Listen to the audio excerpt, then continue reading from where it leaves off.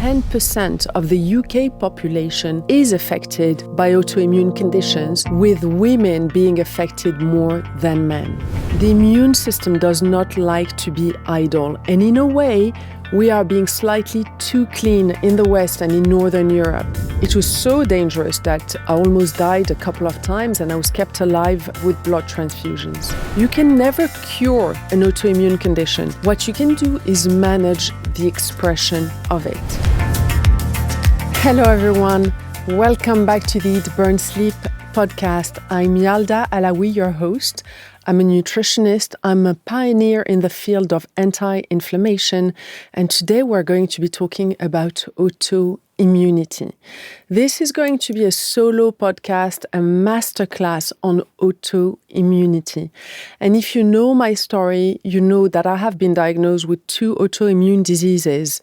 Autoimmunity runs in my family, and it is from that personal journey that I have created the Eat, Burn, Sleep anti-inflammation lifestyle that I have launched in 2019 and that has since helped thousands of people worldwide reduce their inflammation, improve their gut health, improve their vitality, reclaim their health, and reduce autoimmune processes. So let's get started. I'm going to do a little definition of what autoimmunity is, and we're going to go through the prevalence in the world, like how many people are affected by autoimmunity. Then we're going to go through the different causes for autoimmunity, and I'm going to weave in a little bit of my personal story so you understand my journey with autoimmunity, and perhaps that can help you or help someone close to you who suffers from it get better. So autoimmunity is when the body's immune system mistakes our own cells for foreign pathogens. It's when the body attacks our own T cells and starts attacking itself, thinking that our cells are foreign cells. So it's a dysfunction of the immune system. And we are unfortunately seeing a rise in people diagnosed with autoimmunity. Autoimmunity is really linked to chronic inflammation. So inflammation can trigger autoimmunity, but autoimmunity then fuels inflammation. And some of the most common autoimmune diseases are Hashimoto's, psoriasis, which is a skin condition. Hashimoto's is a thyroid condition where the body attacks the thyroid and our thyroid function starts to decline. Psoriasis is a skin condition. Many people suffer from it. You might have seen people with these little circles of inflamed red skin. It's different from eczema. And multiple sclerosis as well as rheumatoid arthritis are really common around the world. Many people do not even realize that these diseases are very similar. So autoimmunity is the expression of inflammatory and autoimmune processes, and many people who have one autoimmune condition go on to develop others.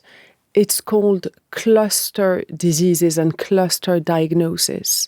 I realized this pretty early on in my journey because I started noticing that many people with autoimmunity didn't have just one, but had 2, 3, 4, sometimes 5 autoimmune diseases. So that brings me to raise awareness to the importance of fixing the source.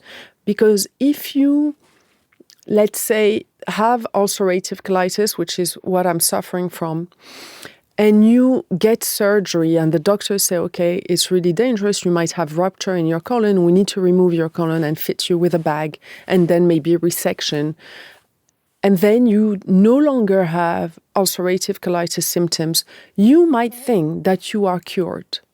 The problem is you've put a plaster on the problem. You have masked the expression of ulcerative colitis because the colon is removed, but the autoimmune processes might still be running in the body. And then another autoimmune disease can be expressed and diagnosed. That has happened to me. I didn't go through surgery for my colon, but I'm someone who has been diagnosed with ulcerative colitis at the age of 28. And 4 years later, at the age of 32, I was diagnosed with another autoimmune disease, far more dangerous, that was potentially fatal, where my body was destroying my own red blood cells, thinking that my red blood cells were, like a foreign pathogen, and red blood cells carry oxygen to your organs, so it can be really dangerous. And this condition is called Autoimmune Hemolytic Anemia. It was so dangerous that I almost died a couple of times, and I was kept alive with blood transfusions from October 2012 till February 2013. So 5-6 months kept alive with blood transfusions. As you probably know, whenever you have a blood transfusion, you can develop antibodies, and it becomes more complicated to find blood that matches. So I was in a really bad place and serious place. And I unknowingly started doing research that led me to become one of the pioneers in the field of anti-inflammatory lifestyle, because I was trying to find something in common between my two diseases. And now doctors recognize that there are several factors that play into autoimmunity, including environmental factors, genetic factors, dietary factors, gut health factors, which we're going to cover in a minute. But at that time, whenever I asked what caused my condition, my doctors, because obviously research wasn't as advanced as today, would say, we don't know. We don't know what causes it.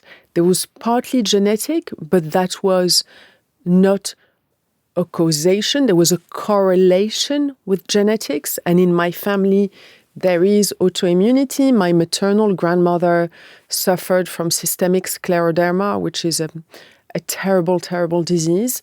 I think it is what, unfortunately, Céline Dion has, where your skin just hardens, you become very stiff in the inside and on the outside. And my mom has Hashimoto's. So it runs in my family. It was my mother, my grandmother, and it seems to be in the maternal line. And I was trying desperately to find the cause of my conditions. And one day, I saw my hematologist pull out my inflammatory markers from my gastroenterologist's blood test results, because the test she had performed hadn't come through yet. And when she did that, I said, hold on, is this the thing in common between my two diseases? Are my inflammatory markers the thing that we can connect? And she said to me, yes, I guess you can. And this was 13 years ago, back in 2012.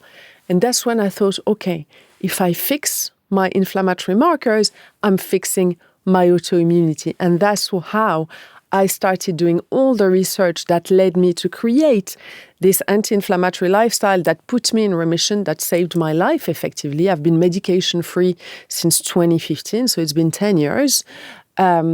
And that then later on helped thousands of people worldwide. When I deepened it, I refined it, and I continued doing research, and I continue doing research on a weekly basis, and I add onto my platform. So how many people are affected by autoimmunity?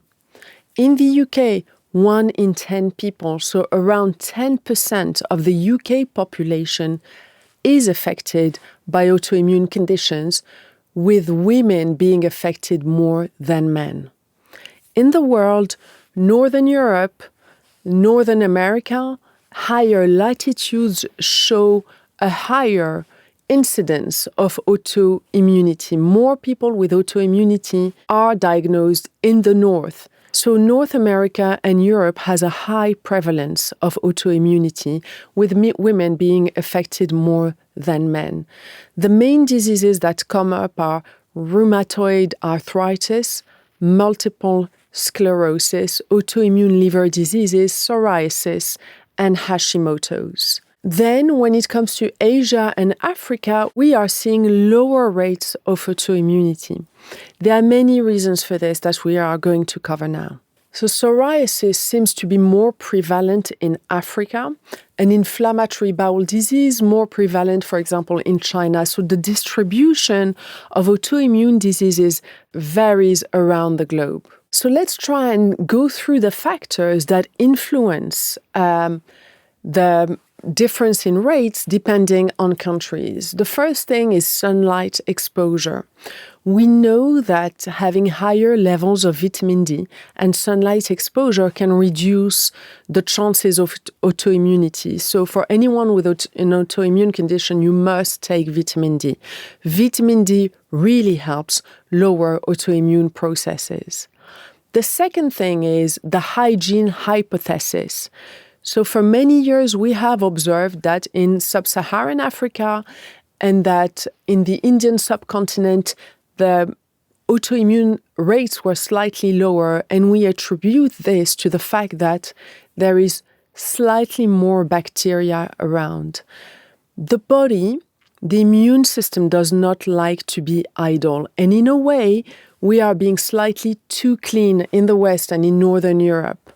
Also, since the introduction of refrigeration, which is around 100 years ago, indeed, we die less of salmonella and food poisoning and so on, and germs have reduced, but the problem is good germs as well. And the use of preservatives in northern countries, in the US, in Northern Europe, has slightly wiped out the diversity of our gut bacteria. So this hygiene hypothesis, which highlights the fact that in the southern hemisphere, there might be slightly more germs around and more bacteria, including good bacteria for the gut, might explain why there is a higher prevalence of autoimmunity in northern countries.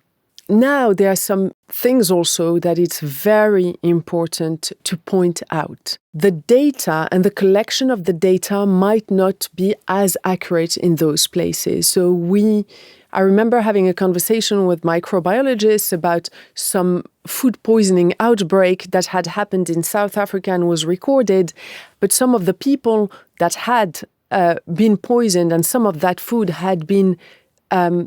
had traveled to neighboring countries, but the data in those countries hadn't been recorded, so it looked like there had been zero food poisoning. So there can be data gaps that explain the difference, and also maybe today there's more diagnosis with autoimmunity than there was in the past. Because, for example, one of my all-time heroes called Avicenna, Ali ibn Sina, who was a Persian doctor of the 10th, 11th century. He's the father of modern medicine. The way we treat people right now comes from the way he changed medicine at that time. He was born in 980 in Iran and died, I think, around 1040. And he died of colitis. We think that he died of colitis. We're not 100% sure. So it obviously has happened. Autoimmunity has been around for a long time, but there are several reasons why it is on the rise today, and it can also be due to the fact that we have better data. And this is something that is valid for other conditions, like mental health conditions, which in the past were not diagnosed. And perhaps the rise today in mental health issues is simply because we diagnose them when in the past we did not.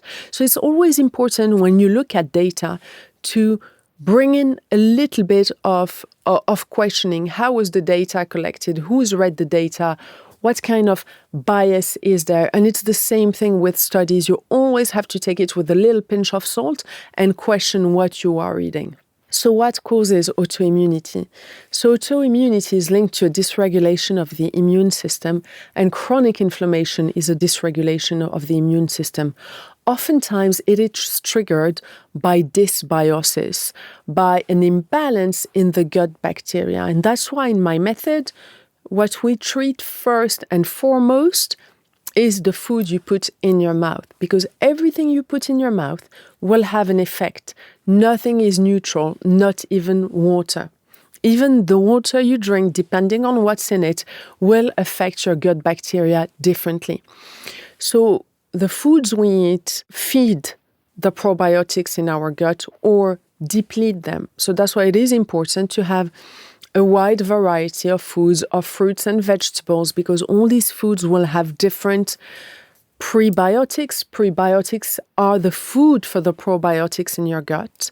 Also, it is important to have minerals and vitamins at a good level in your body. Many people will be within the normal range, which means that they are not deficient, but they can be insufficient when they are in the lower end of the range, in which case the body is not functioning optimally, and that can have an impact on your immune system and hence on the expression of autoimmunity. The next thing that's really important is sleep.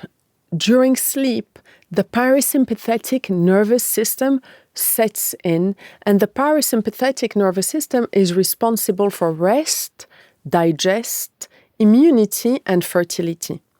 So when we sleep enough, when we have good quality sleep, our immune system is reset and functions better. Our digestive system functions better as well.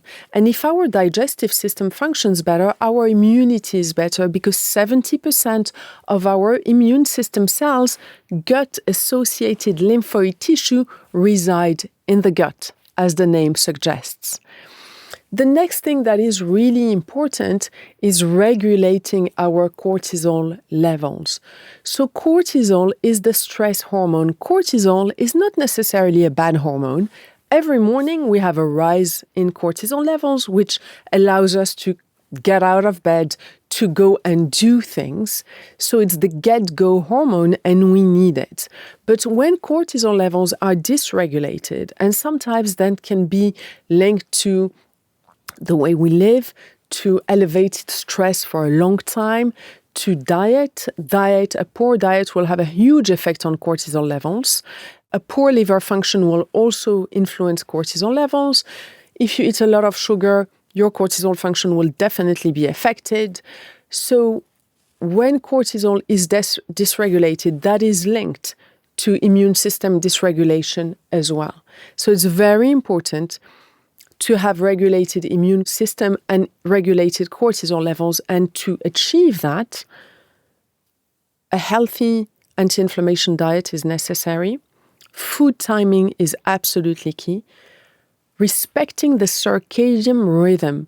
So inside our body, there is an internal clock, and the body feels much better when we're having breakfast, lunch, dinner around the same time, and when we do not snack too much, or we avoid snacking if possible.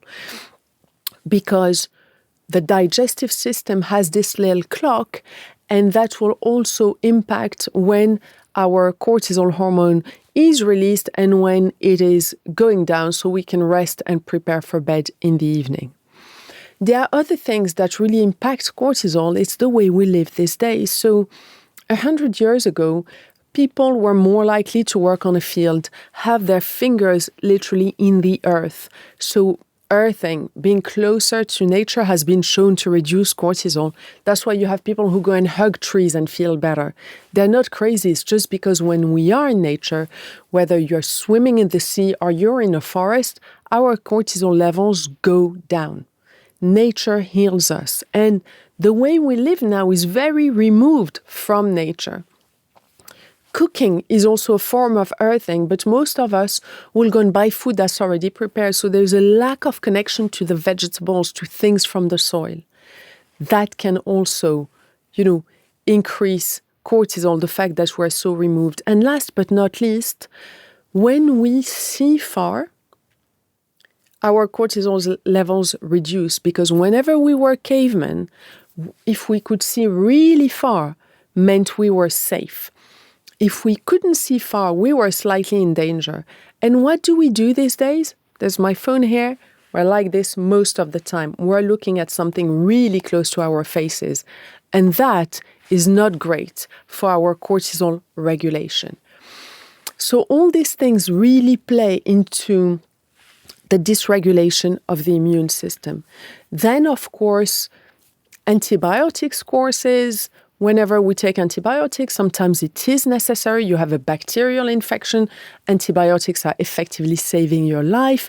But on the back of it, you might have candida overgrowth and gut dysbiosis. So it's really important after a course of antibiotics to go. If you're a member of the Eat Burn Sleep platform, just jump on the Candida protocol. Do that for 21 days to really reset your gut. Super important, because that gut dysbiosis can lead to other issues. And that's why people with chronic cystitis or chronic sinusitis, they take antibiotics, they feel better, and not long after it comes back. It's recurrent because the gut has been impaired. The gut bacteria has been impaired by the antibiotics. The next thing that's really playing with our cortisol levels is the type of exercise that we do. I'm going to come back a little bit to how I came to understand that some forms of exercise could be inflammatory and how the wrong kind of workouts were triggering the expression of my autoimmune condition. So, back in the day, 15 years ago, 10 years ago, whenever I was feeling better, I would call my personal trainer to do a session because I felt, oh my God, I'm feeling better. I can work out now, and I liked working out. And to me, working out was healthy. So let's call my personal trainer and do a session. I'm someone who likes pushing myself. I'm naturally competitive with myself. So I pushed during those sessions to the max. What I noticed invariably is after those workouts, I was wiped out. I had the worst workout fatigue. And sometimes my colitis symptoms would worsen. And I was thinking, hold on, this is crazy. I thought exercising was healthy. Why am I feeling worse? And this is when I started doing research about exercise and chronic inflammation and autoimmunity. Turns out that if you push too hard for you, if you do the kind of workouts that are too much for your body at that point in time, the cortisol response might be too high. So when we work out, we produce human growth hormone, we produce endorphins. These are the positives of working out. But we also produce some cortisol. The cortisol response, if it is too high, will trigger the immune system and can create chronic inflammation and can be inflammatory. So it has happened that after a workout that was too hard, I would get extreme workout fatigue, sometimes low-grade fever, and sometimes the expression of my autoimmune disease. I then started doing slow yoga, and I noticed that whenever I did that, my symptoms lessened. The reason for that is during slow yoga, we really focused on the breath. And by focusing on the breath, we were reducing cortisol. And reducing cortisol helped get out of the sympathetic nervous system state and get into the parasympathetic nervous system state, which supports rest, digest, and immunity. So it is important, if you have autoimmunity, that you look at the kind of workouts that you do and the effect they have on you. And I'm someone who wanted to work out, so slowly, whenever I would go to a class, I would modify. I would tell the teacher, don't mind me. I'm going to do my own modification. And whenever I felt that I was pushing too much for me, I would just rein it back a little. And during lockdown, I started creating my own low inflammation workouts, which I have shared since on my platform. And we have close to 300 movement videos that many people do. And those have helped me reclaim my bone density, which I had lost due to multiple courses of corticosteroids when I was sick, and I broke many bones, and it didn't really look good, like from a bone density standpoint. And also during the years of illness, unfortunately, I lost a lot of muscle mass, which I have recovered. I'm now almost 47 years old, and my muscle mass and bone mass are higher than the average. So I've definitely reclaimed it thanks to an anti-inflammatory lifestyle, because inflammation, which can be linked to acidity, can really deplete the bones from minerals. And so chronic inflammation is linked to osteopenia and osteoporosis. And doing these workouts that I share on the platform, coupled with the diet, have helped me overcome the side effects of the medication that I took for many years for my 2 autoimmune diseases and reclaim my bone density and muscle mass. So all these factors are important to take into account. For people with autoimmunity, it's really important to focus on gut health diversity. So through diet and maybe through supplementing with probiotics, it is really important to focus on sleep. It's important to focus on the right kind of exercise. Sleep will also be greatly influenced by your diet because the majority of serotonin, 90% of serotonin, is produced in the gut. And serotonin is the precursor to melatonin, the sleep hormone. So you want to focus on your gut diversity through diet, through supplementation with the right supplement. You want to focus on sleep, again, through a regular circadian rhythm, regular meals, the right kind of meals. Food timing is very important as well. And that will help produce the right amount of serotonin and melatonin for optimal sleep. You want to be focusing on the right kind of exercise. It is important to exercise. It's good for us. It's linked to longevity. It reduces the risk of dementia. It reduces the risk of overall mortality. And you can also go and listen to my podcast on steps. Walking for me has been an incredible tool to help reduce cortisol and help reduce inflammation. So I invite you to go and listen to that podcast episode. And you want to be looking at supplementing with the right vitamins. So I personally take vitamin D. I take vitamin B complex, super important for the central nervous system. I take zinc, which is really important for immunity. And I also take fish oils that help bring in more omega-3 and rebalance the ratio between omega-3 and omega-6 in the body, because omega-3 are anti-inflammatory and omega-6 tend to be more inflammatory. Or when the ratio is imbalanced and you have higher omega-6, that is linked to higher chronic inflammation. And omega-9s are super important, really good for you. And the best source for that is olive oil. So include plenty of olive oil in your diet. And that will be super helpful as well. Olive oil has been linked to lower inflammation, to lower cancer rates. I mean, it really is a superfood, although I don't really like this word. If there was one, olive oil would be one of them. So autoimmunity is linked to genetics, but a lot of people without a history of autoimmunity in their family experience it.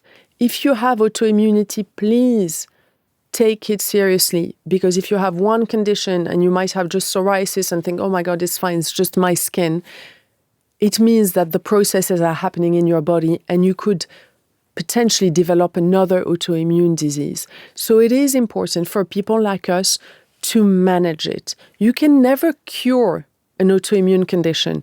What you can do is manage the expression of it. If you'd like to learn more about my method, I invite you to go on eatburnsleep.com. We have helped over 15,000 people over the years. Go and read our amazing testimonials and success stories, and I hope it motivates you to embrace a healthier lifestyle and achieve optimal health levels. Thank you so much. Make sure to share this podcast with anyone who might benefit from it. Thank you so much to all of you for listening to this podcast today. I hope you enjoyed it. It's always such a pleasure to talk about health because it's not about the destination, it's about the journey. Looking after our health is a daily thing, just like brushing our teeth. We've got to focus on it, we've got to do it right so we can live better and happier lives. For those of you who are not members of the platform yet, we have a discount code for all our podcast listeners. You can get 15% off the memberships. Just enter the code podcast15 at checkout. And make sure to read all the articles and all the free content we have on eatburnsleep.com to keep you motivated and informed and educated about living an anti-inflammatory lifestyle.